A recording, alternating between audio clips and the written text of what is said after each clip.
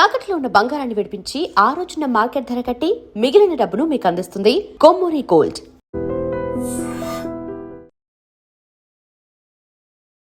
నమస్తే, welcome to I dream.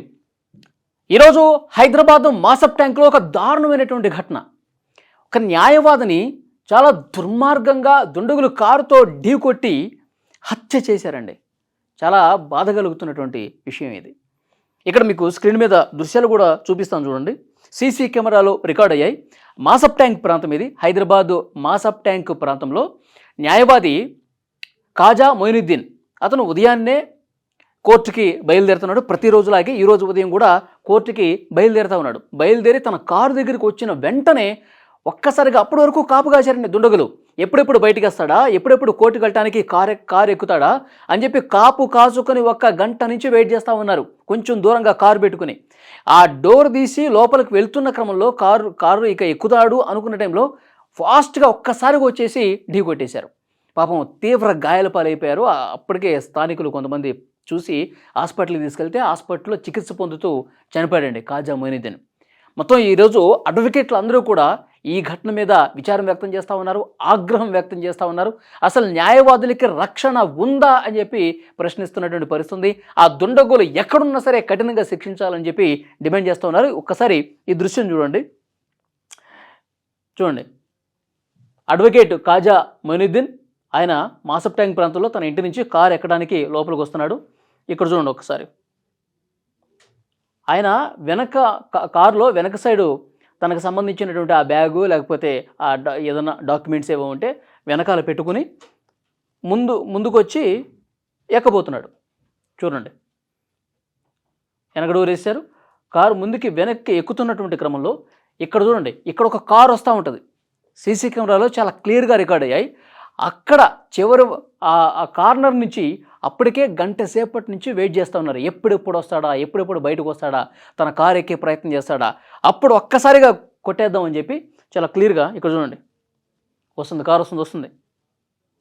వచ్చి ఫాస్ట్గా ఇక్కడ కొట్టేస్తే ఎగిరి 10 మీటర్ల దూరం పడ్డాడండి. ఎందుకంటే ఇక్కడే నేను ఈ వీడియో ఆపేస్తున్నాను. ఎందుకంటే యూట్యూబ్ గైడ్లైన్స్కి వ్యతిరేకం. ఒక కారు వచ్చి మనిషిని బలంగా ఢీ కొట్టడం అనేది కమ్యూనిటీ గైడ్లైన్స్ ఒప్పుకోదు కాబట్టి, యూట్యూబ్ నిబంధనలు ఒప్పుకోదు కాబట్టి నేను చూపించలేకపోతున్నాను. చాలా బాధాకరం, హృదయ విదారకంగా ఉన్నటువంటి దృశ్యాలు కనిపిస్తున్నాయి. తను ఇంటి లోపల నుంచి వచ్చి వెనకాల డోర్ ఓపెన్ చేసి అందులో అతను వస్తువులు పెట్టుకుని మళ్ళీ ముందు ఆ డోర్ ఓపెన్ చేసి లోపలికి వెళ్తుంటే ఒక్కసారిగా అప్పటికే కాపు కాసుకొని కూర్చున్నటువంటి దుండగులు, ఆ కారులోని దుండగులు ఒక్కసారిగా స్పీడ్గా రై అంటూ దూసుకొచ్చి ఇతను కొట్టేశారండి.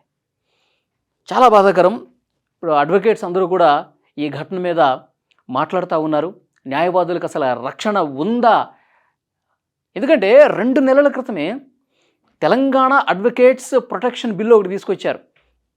న్యాయవాదులకి రక్షణ ఉండాలి, న్యాయవాదులకు అసలు రక్షణ లేదు. ఎందుకంటే ఒక సీరియస్ కేసు వాదిస్తున్నప్పుడు ప్రత్యర్థులు ఏ క్షణం ఎటువైపు నుంచి తెగబడతారో తెలియదు. మా కుటుంబాలకు రక్షణ ఉండాలని చెప్పి న్యాయవాదులు గత కొన్ని సంవత్సరాలుగా పోరాటం చేస్తుంటే మొన్న 2 నెలల క్రితమే తెలంగాణ అడ్వకేట్స్ ప్రొటెక్షన్ బిల్ అనేది ఒకటి పాస్ అయింది. ఇప్పుడు ఈ అడ్వకేట్లు అదే చెప్తున్నారు. ఈ బిల్లు పాస్ అయినటువంటి 2 నెలల్లోనే ఇలాంటి ఘటన జరిగింది. దుర్మార్గులు ఇంతకి తెగించారు, ఒక అడ్వకేట్ని ఇంత దారుణంగా చంపేశారని చెప్పి మాట్లాడుతూ ఉన్నారు. చాలా బాధతో వాళ్ళందరూ మాట్లాడుతూ ఉన్నారు. ఇతన్ని ఎందుకు చంపారు అంటే కాజా మొయినుద్దీన్ ఈ అడ్వకేటు యాక్చువల్గా వక్ఫ్ బోర్డుకు సంబంధించి, ముస్లిం వక్ఫ్ బోర్డుకు సంబంధించిన కొన్ని ఆస్తులు ఉంటాయి, భూములు ఉంటాయి. సో వాటిని కొంతమంది కబ్జా చేసేసారండి. ఇది ప్రభుత్వ ఆస్తి, వక్ఫ్ బోర్డుకు సంబంధించినటువంటి ఆస్తి. దీన్ని ఏ విధంగా కబ్జాకి పెడతారు అని చెప్పి లీగల్గా ఆయన ఫైట్ చేస్తూ ఉన్నాడు. ఆ కేసు మీద చాలా సీరియస్గా ఫైట్ చేస్తూ ఉన్నాడు. ఆధారాలు ముందు పెట్టి ఆయన కోర్టులో ప్రొడ్యూస్ చేస్తూ ఉన్నారు. సో ఎవరైతే కబ్జాలకు పాల్పడ్డారో వాళ్ళే ఈ దుర్మార్గానికి ఒడిగట్టి ఉంటారు, వాళ్ళే ఇంత దుర్మార్గంగా కాజా మొయినుద్దీన్ని చంపేసి ఉంటారని చెప్పి ఈరోజు అడ్వకేట్లు అందరూ కూడా అనుమానం వ్యక్తం చేస్తూ ఉన్నారు. ఒకసారి అడ్వకేట్ల గురించి మాట్లాడుకుంటే వామన్ రావు దంపతుల గురించి మనం డెఫినెట్గా ఈరోజు సందర్భం వచ్చింది కాబట్టి మాట్లాడుకోవాలి. పెద్దపల్లి జిల్లాలో చాలా దుర్మార్గమైనటువంటి ఘటన 2021 అనుకుంటా బహుశా జరిగింది. రోడ్డు మీద కారులో వెళ్తున్నటువంటి వామన్ రావు దంపతుల్ని కాపు కాసి మరి ఆ పట్టపగలు రోడ్డు మీద ఇంకో కారులో వచ్చినటువంటి దుండగులు ఆ కారుని ఆపేసి కారు లోపల ఉన్నటువంటి అడ్వకేట్ వామన్ రావుని బయటికి గుంజి మరీ కత్తులతో దారుణంగా పొడిచి పొడిచి చంపేశారండి. ఆ లోపల కూర్చున్నటువంటి వారి భార్య, వామనరావు భార్యను కూడా దుర్మార్గులు కత్తులతో నరికి చంపేశారు. మొత్తం స్టేట్ మొత్తం ఒక్కసారిగా కుదేలైపోయింది. ఈ కేసు సుప్రీంకోర్టు వరకు వెళ్ళింది. సిబిఐ దర్యాప్తు కూడా చేసినటువంటి పరిస్థితి ఉంది. సో అప్పటి నుంచి కూడా అడ్వకేట్స్ అందరూ కూడా ఆందోళన చేస్తూ ఉన్నారు.